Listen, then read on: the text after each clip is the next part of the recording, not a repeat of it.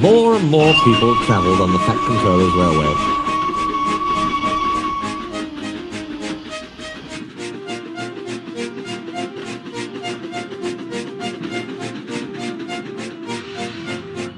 More and more ships came to the harbours.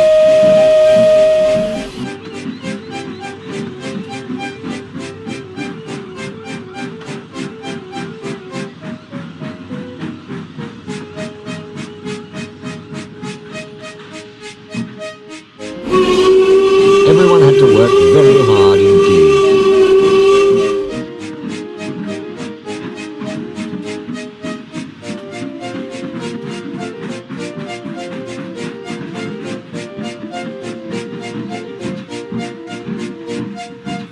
The trucks complained bitterly, but then trucks always do, and no one takes much notice.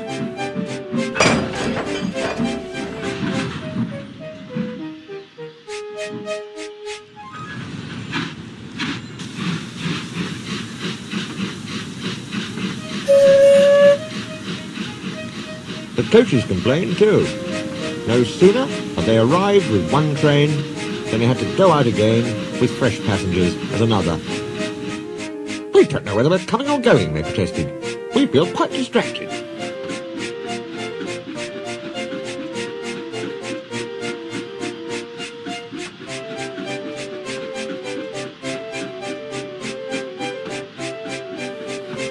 No one can say, grumbled Henry, that we're afraid of hard work, but we draw the line at goods trains, finished Gordon. Dirty trucks, dirty sidings, ugh, put in James. What are you boiler-aching about? Asked Duck. I remember on the Great Western, that tin pot railway. Tin pot indeed. Let me tell you. Silence, ordered a well-known voice. Let me tell you that an engine for goods work will arrive from Scotland tomorrow. The news was received with acclamation.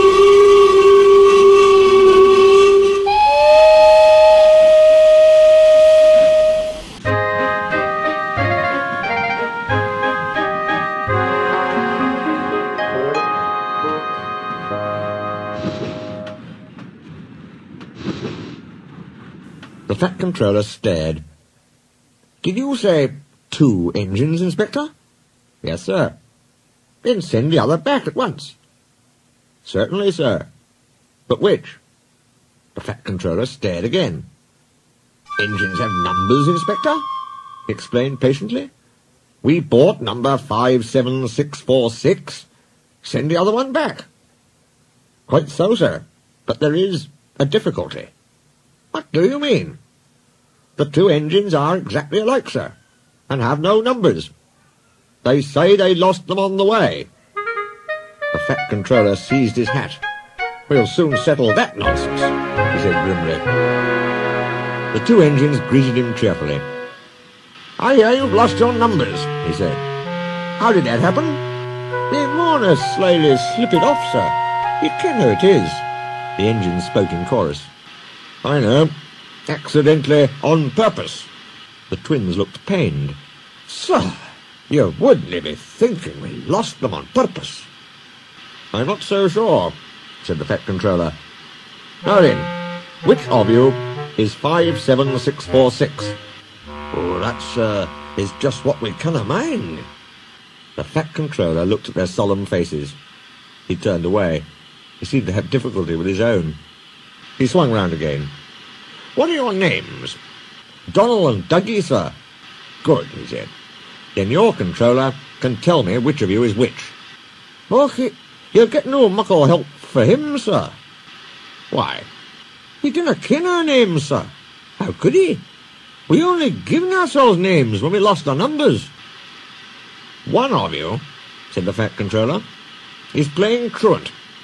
I shall find him out and send him home. Inspector, he ordered, give these engines numbers and set them to work. He walked sternly away.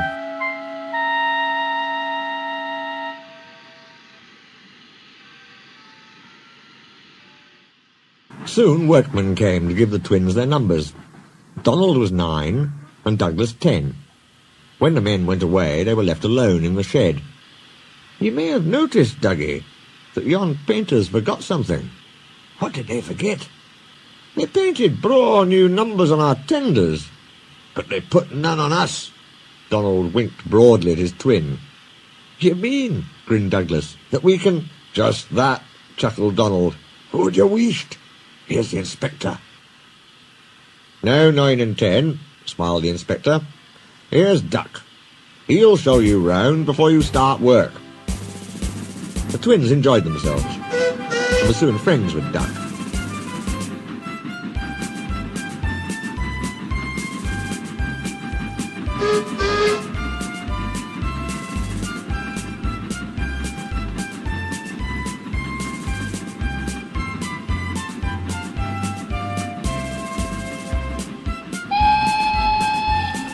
They didn't mind what they did. They tackled goods trains and coaches easily.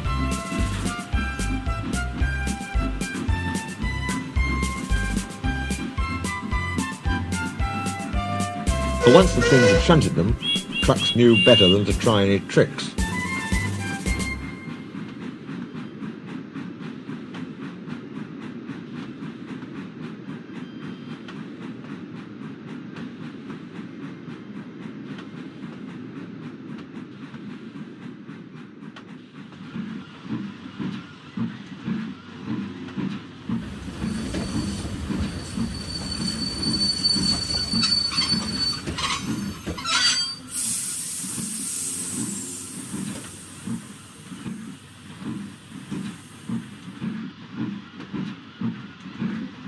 We like it fine here, said Donald.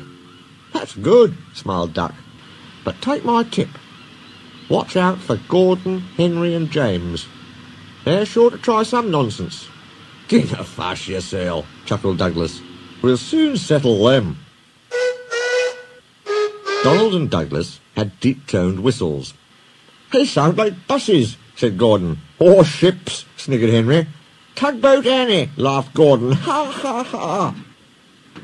Donald and Douglas cruised quietly up, one on each side. You wouldn't be making fun of us, would you now? Asked Donald. Gordon and Henry jumped. They glanced nervously from side to side. No, said Gordon. No, certainly not, said Henry. That's fine, said Douglas. Now just mind the both of you, and keep it that way. That was the way Gordon and Henry kept it.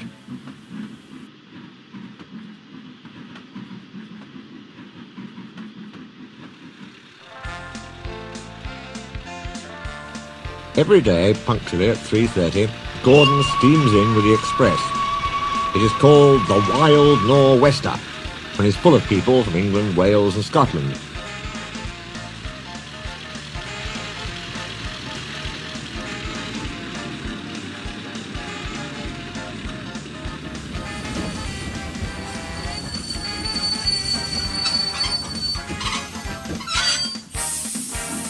There is also a special coach for passengers travelling to places on Thomas's branch line. When the other coaches are taken away empty, engines have to remember to shunt the special coach to the bay platform. It doesn't wait there long. Thomas, with Annie and Clarabelle, comes hurrying from the junction to fetch it.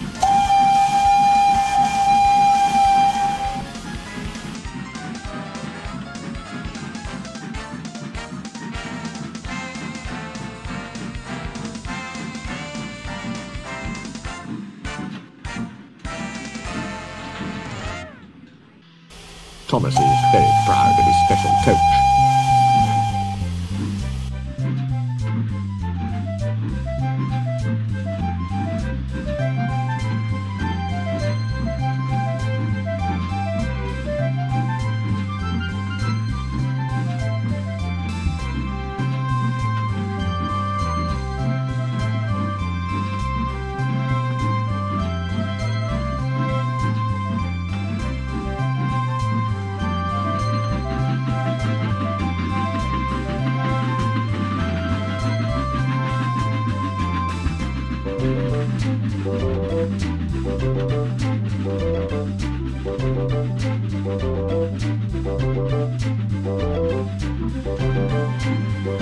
One afternoon, Douglas helped Duck in the yard. while Donald waited to take a goods train to the other end of the line. As Duck was busy arranging Donald's trucks, Douglas offered to take away Gordon's coaches.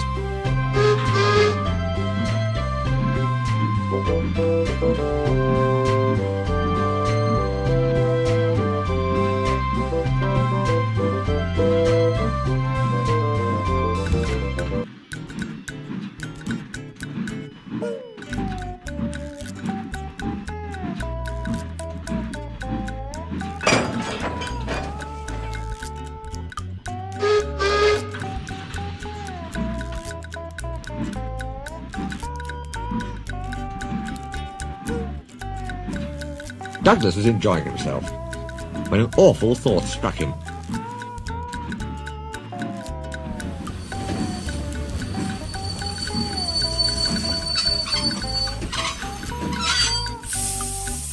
I hope the Fat Controller doesn't find out I shouldn't be here. I couldn't abide going back. He worried so much over this that he forgot about Thomas's special coach. He pushed it with the others into the carriage siding.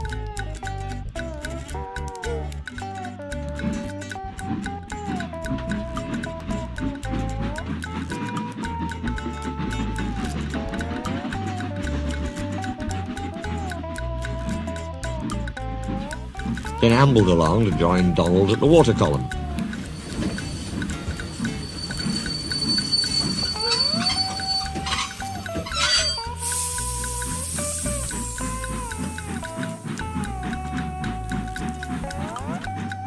As he went, Thomas scampered by, whistling cheerfully.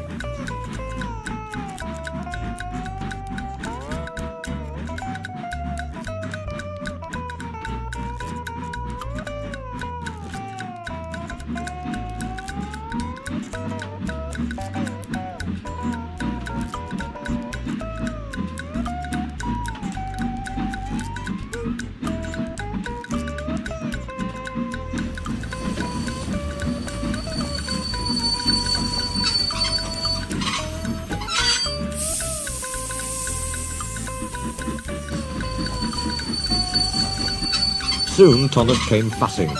"Where's my coach?" "Coach?" asked Donald. "What coach?"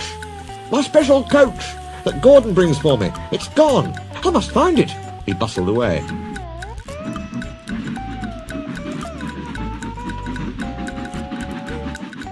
"Lost sakes," said Douglas. "I'm on a stowed the special coach with the others." "You see that?" exclaimed Donald's driver. A mob of angry passengers erupted from the siding. "They're complaining to the Fat Controller. He'll be coming here next." "Now listen," said Douglas's driver. "We'll change tenders. Then I'll wire with ye, Donald, and take yon goods. Dinna fash about us. Quick now, do as I say." The Fat Controller and 3 passengers walked towards them. But Donald, with Douglas's tender, number 10, was out and away with the goods before they came near.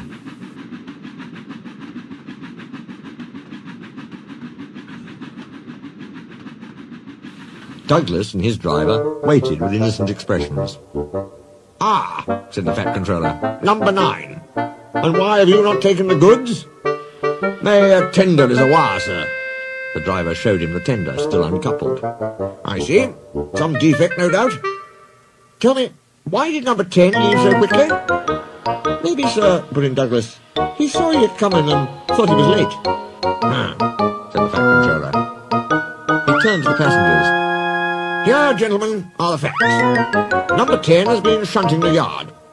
Your coach disappeared. We investigate. Number 10, disappears too. You can draw your conclusions. Please accept my apologies. The matter will be investigated. Good afternoon, gentlemen."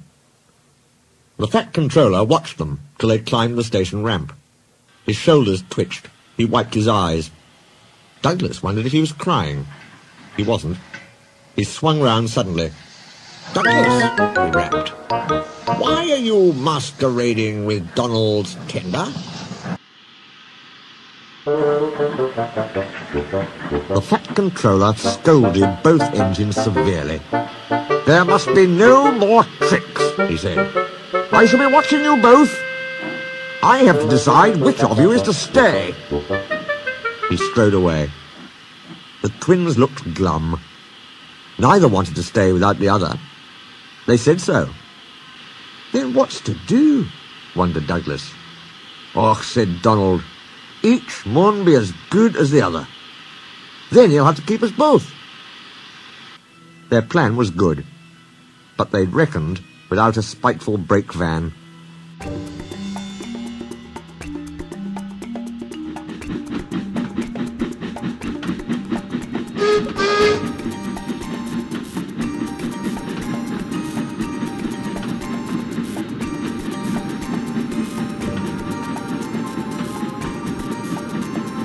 The van had taken a dislike to Douglas.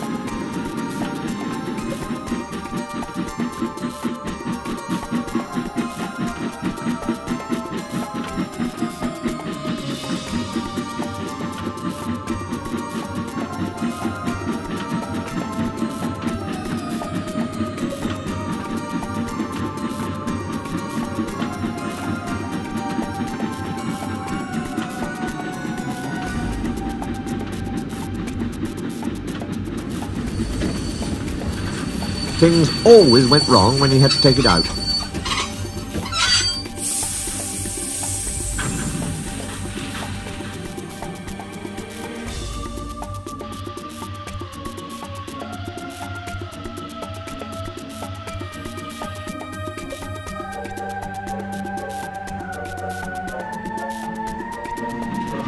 Then his trains were late, and he was blamed.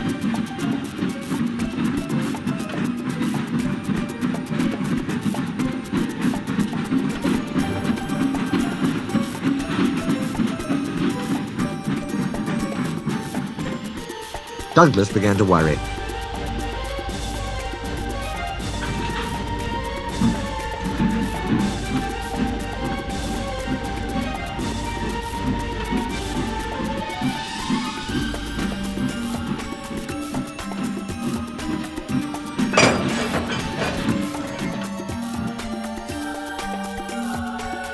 You're a muckle nuisance, said Donald one day. It's to leave ye behind I'd be wanting. You can't, said the van. I'm essential. Och, aye! Donald burst out.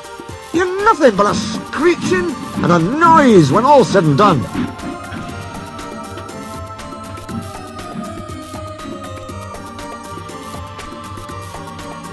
Spite Dougie, would ye? Take that!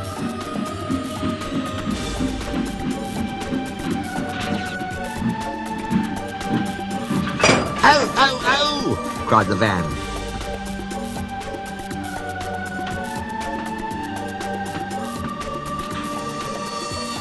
Good you weashed, said Donald severely. There's more coming if you misbehave. The van behaved better after that. Douglas's trains were punctual, and the twins felt happier.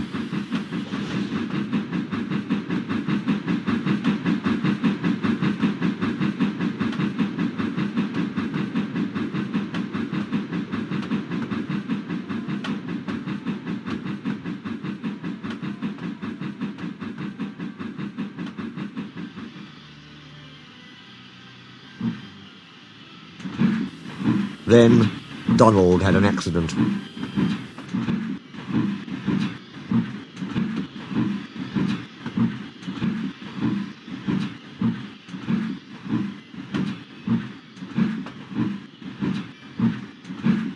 He backed into a siding.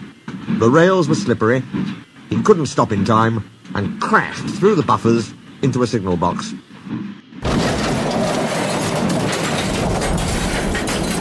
One moment, the signalman was standing on the stairs. The next, he was sitting on the coal in Donald's tender. He was most annoyed. You clumsy great engine, he stormed. Now you must stay there. You've jammed my points. It serves you right for spoiling my nice new signal box. The fat controller was cross too. I am disappointed, Donald, he said. I did not expect such clumsiness from you. I have decided to send Douglas back and keep you. I'm sorry, sir. But Donald didn't say what he was sorry for. We know, don't we? "I should think so too," went on the Fat Controller indignantly. "You have upset my arrangements. It is most inconvenient. Now James will have to help with the goods work, while you have your tender mended. James won't like that." The Fat Controller was right. James grumbled dreadfully.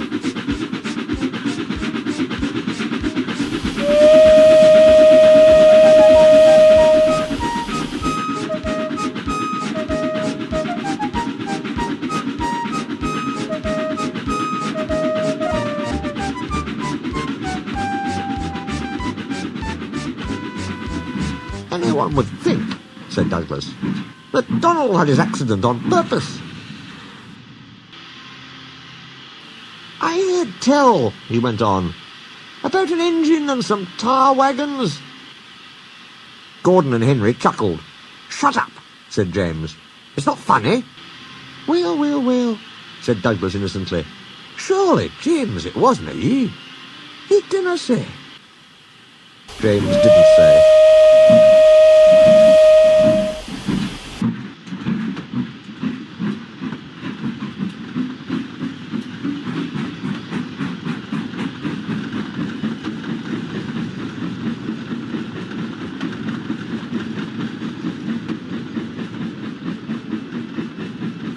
He was sulky next morning and wouldn't steam properly.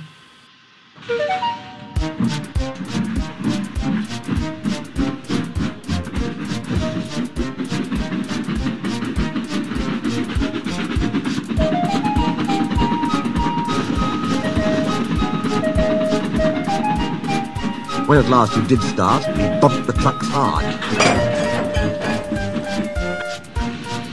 "He's cross," sniggered the spiteful brakeman.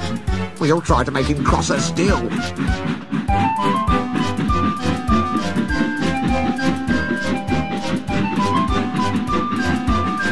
"Hold back," whispered the man to the trucks. "Hold back," giggled the trucks to each other.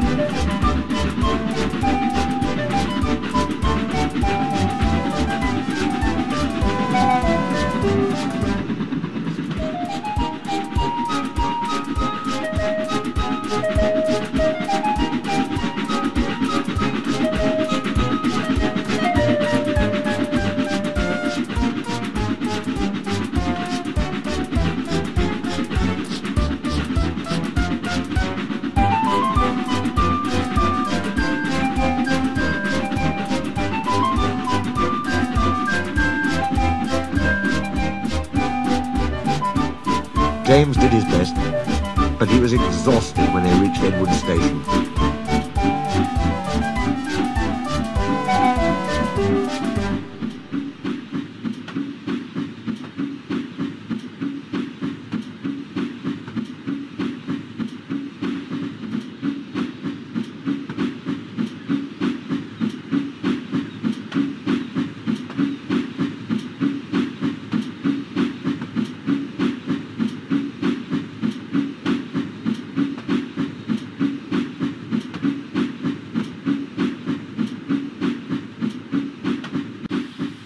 Luckily, Douglas was there.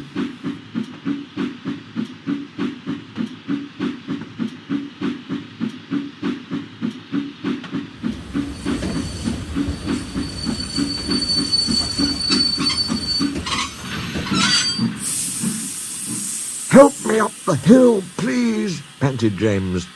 "These trucks are playing tricks." "We'll show 'em," said Douglas grimly.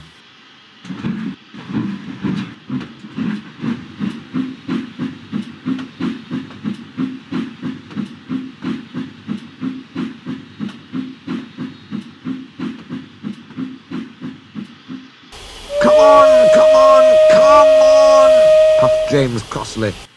"Get moving, you! Get moving, you!" puffed Douglas from behind.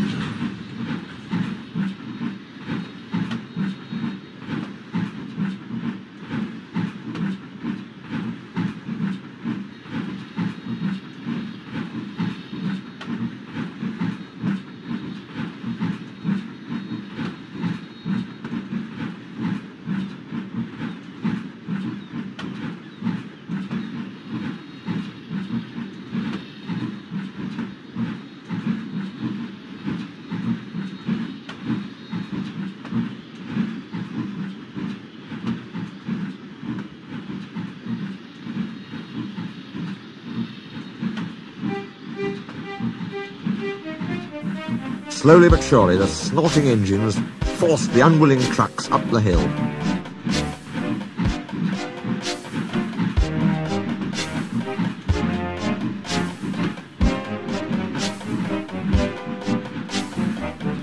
But James was losing steam. "I can't do it! I can't do it!" he panted. "Leave it to me! Leave it to me!" shouted Douglas. He pushed and he puffed so furiously that sparks leapt from his funnel. "Ugh," groaned the van. "I wish I'd never thought of this." It was squeezed between Douglas and the trucks. Go on," it screamed, but they took no notice. The guard was anxious. "Go steady," he yelled to Douglas. "The van's breaking." It was too late.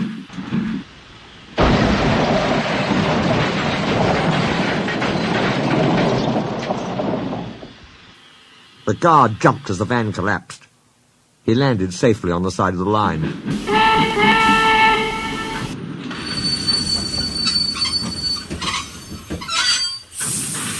"I might have known it would be Douglas." "I'm sorry, sir. Maybe I was clumsy, but I wouldn't have been beaten by yon tricksy van." "I see," said the Fat Controller. Edward brought workmen to clear the mess. "Douglas was grand, sir," he said. "James had no steam left, but Douglas worked hard enough for 3. I heard him from my yard." "2 would have been enough," said the Fat Controller dryly. "I want to be fair, Douglas," he went on. "I admire your determination, but I don't know. I really don't know." He turned and walked thoughtfully away.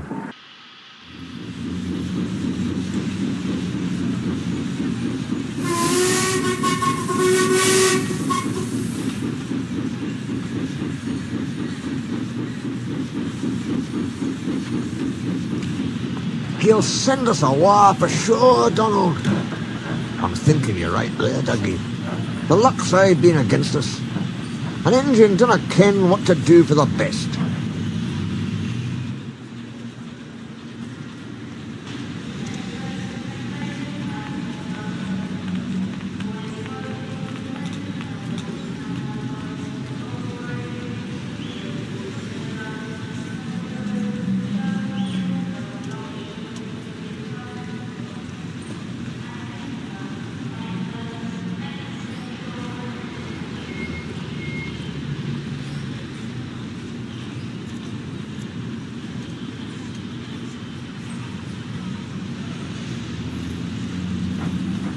Snow came early that year. It was heavier than usual. It stayed, too, and choked the lines. Most engines hate snow. Donald and Douglas were used to it. They knew what to do. Their drivers spoke to the inspector, and they were soon coupled back to back with a van between their tenders. Then, each with a snowplough on their fronts, they set to work.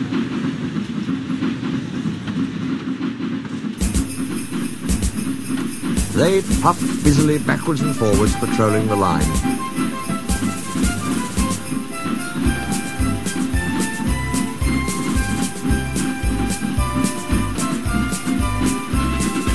Generally, the snow slipped away easily, but sometimes they found deeper drifts.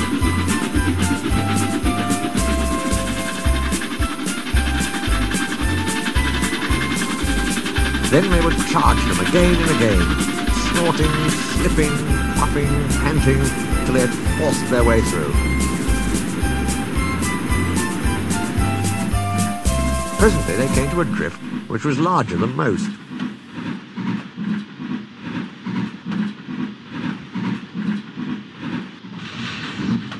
They charged it and were backing for another try. There was a feeble whistle. People waved and shouted. "Losh sakes, Donald, it's Henry! Dinna fash yourself, Henry! Bide a wee! We'll have you out!" The Fat Controller was returning soon. The twins were glum. "He'll send us back for sure," they said. "It's a shame," sympathised Percy. "A lot of nonsense about a signal box," grumbled Gordon. "Too many of those, if you ask me." That brake van, too, put in James. Good riddance, that's what I say. They were splendid in the snow, added Henry. It isn't fair. They all agreed that something must be done, but none knew what.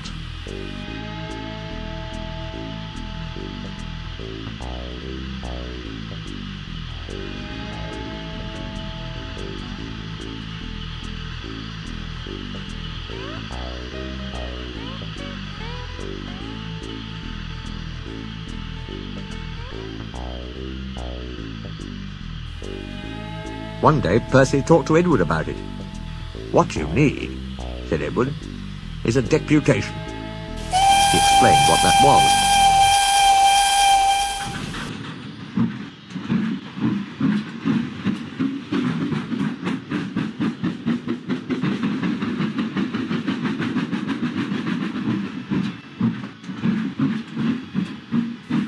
Percy ran back quickly. "Edward says we need a depot station," he told the others. "Of course," said Gordon. "The question is..." "What is a desperation?" asked Henry. "It's when engines tell the Fat Controller something's wrong and ask him to put it right."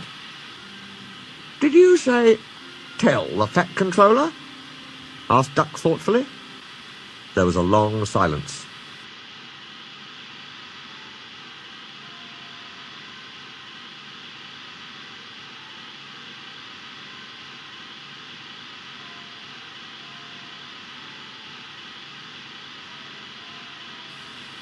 "I propose," said Gordon at last, "that Percy be our, disputation."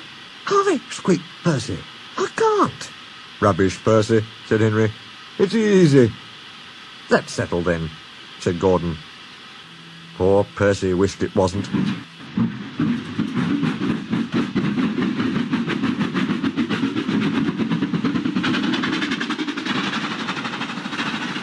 "Hello, Percy. It's nice to be back." Percy jumped. Some trucks went flying. Yes, sir. Yes, sir, please, sir." "You look nervous, Percy. What's the matter?" "Please, sir, they've made me a desperation, sir. To speak to you, sir. I don't like it, sir." The Fat Controller pondered. "Do you mean a deputation, Percy?" he asked. "Yes, sir, please, sir. It's Donald and Douglas, sir. They say, sir, that if you send them away, sir, they'll be turned into scrap, sir. That'd be dreadful, sir. Please, sir, don't send them away, sir. They're nice engines, sir." "Thank you, Percy. That will do." He walked away.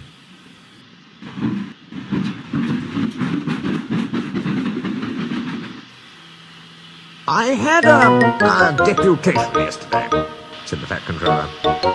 "I understand your feelings, but I do not approve of interference." He paused impressively. "Donald and Douglas, I hear that your work in the snow was good. What colour paint would you like?" The twins were surprised. "Oh, blue, sir, please." "Very well. But your names will be painted on you. We'll have no more mistakes." "Frankly, sir, does this mean that the both of us..." The Fat Controller smiled. "It means..." But the rest of his speech was drowned in a delighted chorus of cheers and whistles.